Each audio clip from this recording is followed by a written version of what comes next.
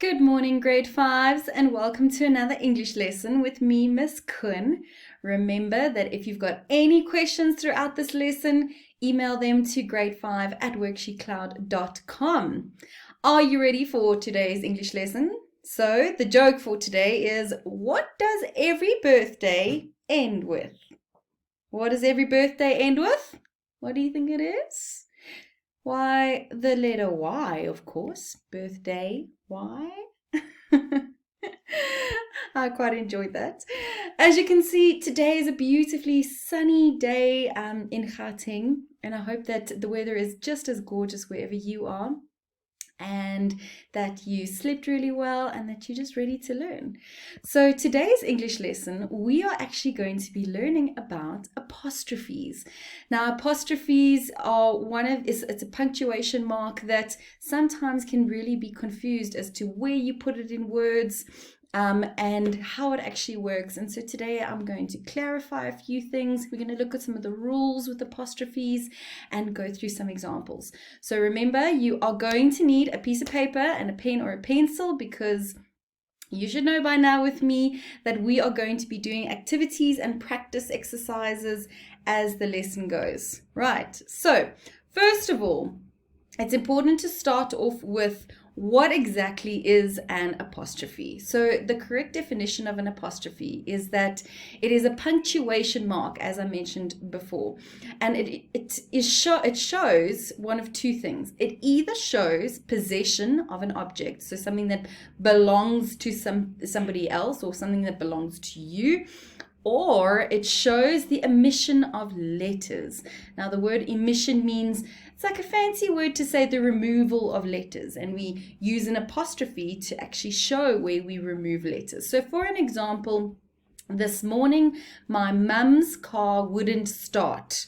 So the word mums, because it's showing possession of its mum's car, and wouldn't, I've put in a little apostrophe there because I'm missing some letters. So we're going to look at those two areas of using apostrophe and the rules for each of them. Okay, so the first rule is when we talk about contractions.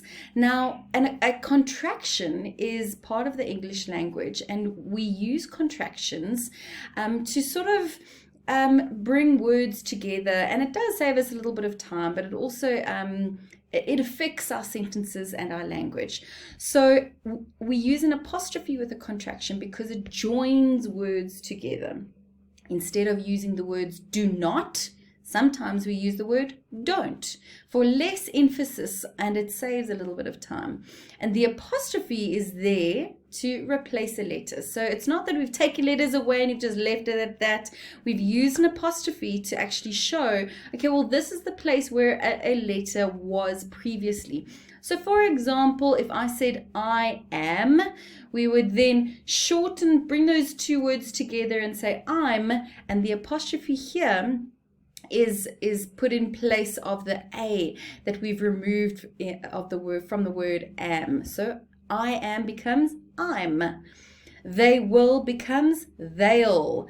Cannot becomes can't. Right?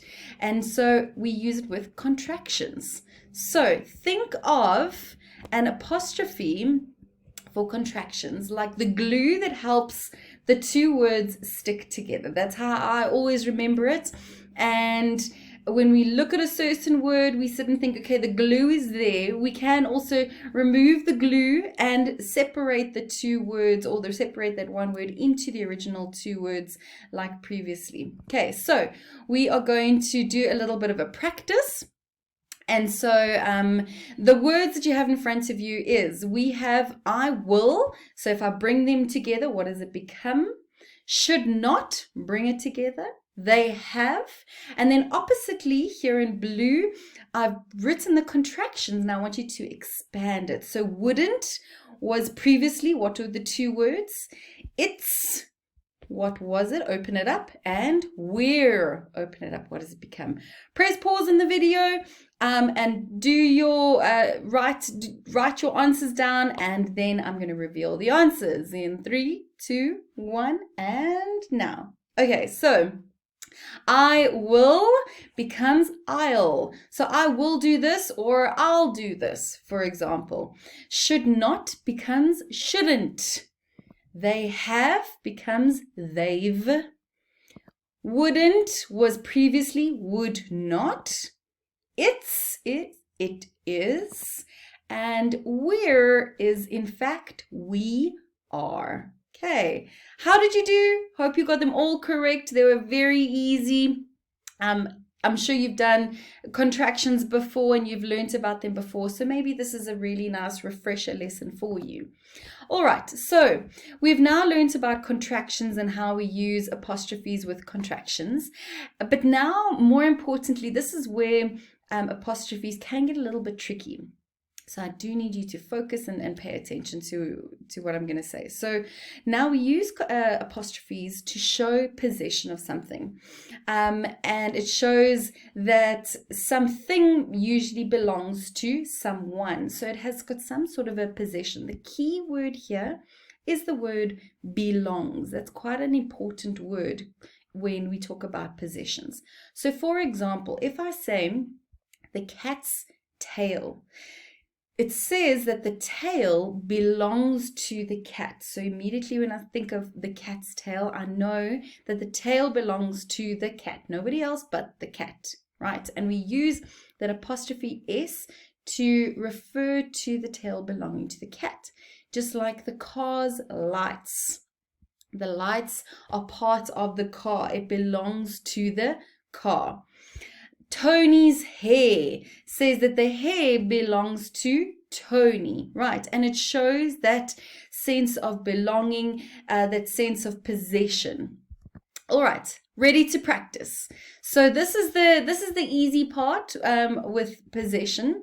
And so we have got 6 sentences. I'm going to read them to you.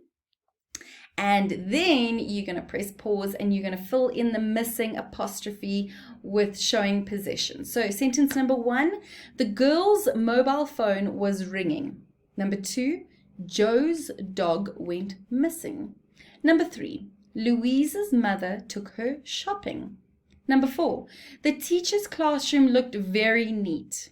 Number 5, the monkeys looked mischievous. And number 6, the pupils' books were on the shelf. Right, so take a moment, press pause with your 6 sentences. You can see the certain words in question. For number 1, girls is missing an apostrophe. Joe's is missing an apostrophe. Louise's is missing an apostrophe. Teachers, monkeys, and pupils. So where are you going to put the correct apostrophe showing possession with these particular sentences? Right, and go. Okay, let's have a look at the answers. Okay, so number 1, the girl's mobile phone was ringing. So it is girl apostrophe S because the mobile phone belongs to the girl. Number 2, Joe's dog. The dog belongs to Joe. And so it is apostrophe S. Number 3, Louise's mother. Whose mother is it? It is Louise's mother. So it is apostrophe S. Number 4, the teacher's classroom. So whose classroom is it? It is the teacher's, and so the classroom belongs to the teacher. Right. Number 5, the monkeys looked mischievous. Okay, the monkeys looked mischievous. Number 6, the pupils' books were on the shelf. Right. Hope that you got all of those correct. Okay, so that was a little bit of an easier practice showing apostrophes, showing possession or belonging, but it does go into a little bit more detail. Let's have a look. Okay, so we do have an exception to the rule with the apostrophe rule. And if something, so there's 2 important exceptions, and this is one of them. And I'm going to repeat myself quite often because here is where I do see quite a few mistakes with the pupils that I teach and where they sometimes get confused with the apostrophe. So if something belongs to more than one person, The apostrophe then goes after the S. So if it's not just one person that it belongs to, but if it belongs to many people, then the apostrophe goes after the S.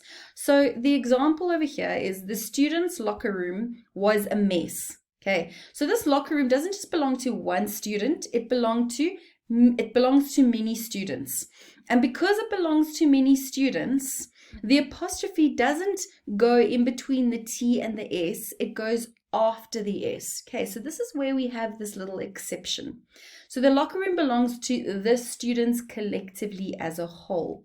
The word students is plural and it ends in an S, so the apostrophe goes after the S. So because you're talking about something collective, if it just says the student, that shows singular.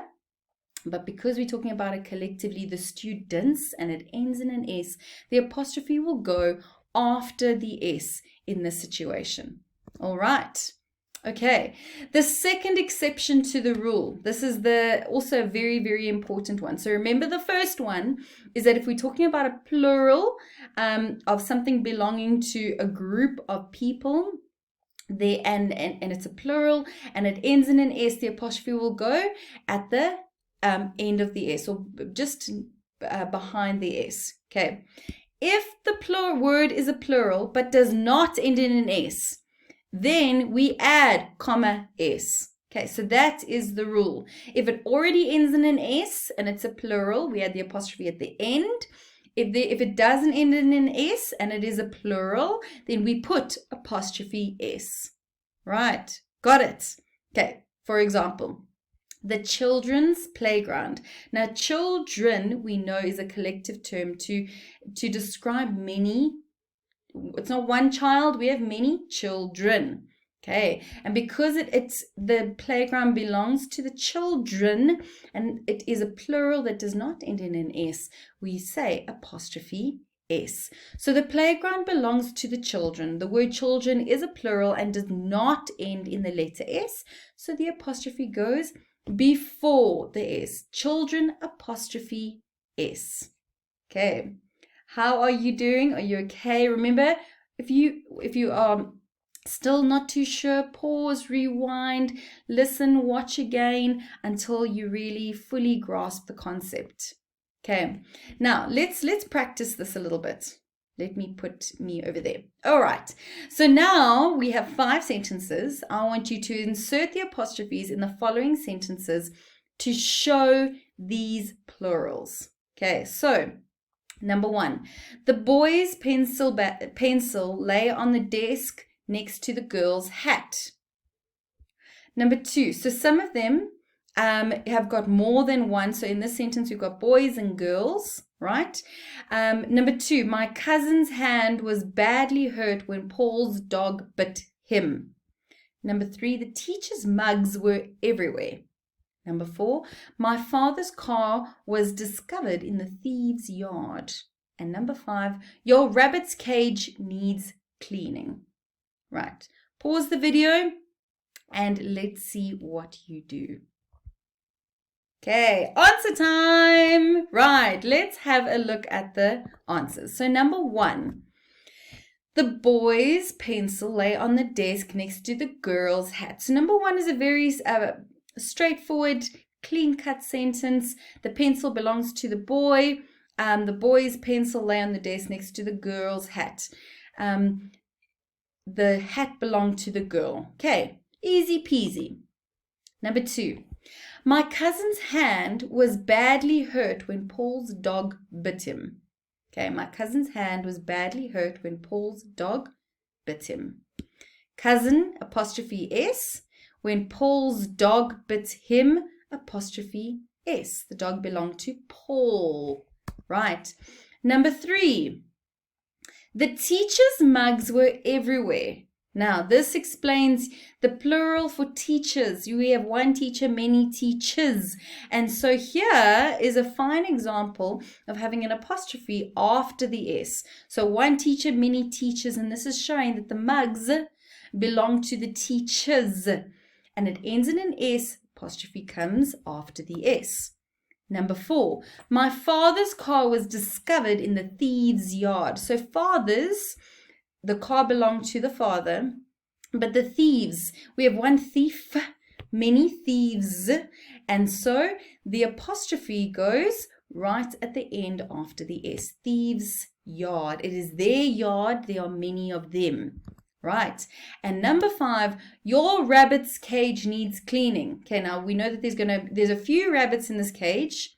Your rabbit's cage needs cleaning. We don't say your rabbit's cage. We say your rabbit's, apostrophe at the end, cage needs cleaning. Right. And so remember your different rules. And so this is a beautiful way to just summarize what we have done in today's lesson with our apostrophe. So we can use an apostrophe to show a contraction, to show when we put words together and we remove certain letters, we put a contraction, we put an apostrophe to show the contraction and to show where those missing letters would have been. Okay, then we also use apostrophes to show ownership, to show possession, to show belonging. And we either say apostrophe S, or if we're talking about belonging and possession to more than one sort of thing or more than one person, then we say S and then a comma at the end. Remember, if it ends already in an S and it belongs to that person or it belongs to that thing, then we put an apostrophe at the end if it ends in an S already. And if it doesn't end in an S, then we can put apostrophe S. And with some plurals, if we're just talking about one object, for example, we never use an apostrophe, but we use it to explain if it is just more than one thing. So for example, one phone, 2 phones, right? 1 book, 2 books, but we won't put an apostrophe there because we're not showing any possession of some kind, right? So remember today's lesson all about apostrophes, contractions when we use apostrophes, to show where those missing letters would have been when we join words together. We use apostrophes to show possession, to show belonging to somebody, either an individual where we say apostrophe S. If we have a plural and we're showing belonging to more than one person, if that plural ends already in an S, we put an apostrophe at the end. Or if it does not end in an S, then we put our apostrophe S. Okay, it can get a little bit confusing, I do know, but next lesson we'll do a little bit of a quiz to test your knowledge, to test your understanding. But if you need to rewatch this video again, rewatch it. I encourage all of you to do the attached worksheets that goes along with this particular video. And remember, practice, practice, practice. So from me, grade 5s, I hope you have just such a wonderful day further. I will see you next time. Be kind to one another and remember, Hakuna Matata. Bye.